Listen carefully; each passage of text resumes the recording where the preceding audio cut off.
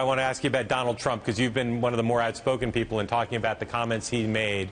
You said that the comments he made were divisive and unacceptable, but when you were asked if they were bad for the party, you said no. I'm just wondering if you think, as some people do, that the comments he's making are in fact bad for the Republican Party brand and image.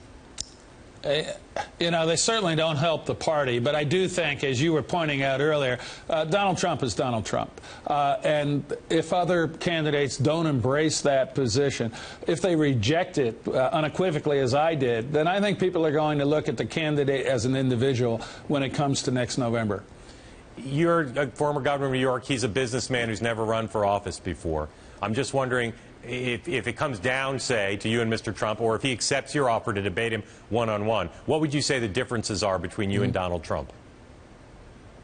I've run a major government, and politics is very different from the private sector. It's very different from investing other people's money. You have to lead. You have to create consensus. You have to deal with those who disagree with you and try to bring them along. And it's about results. And I'm very proud of the results I had as governor, both winning 3 times, but more importantly, changing the direction of the state. And before we move on to other stuff, I just want to ask you one other question about him. You and others have been critical of his position, of his statements on immigration. Are there other aspects of his record or his statements that you would take issue with?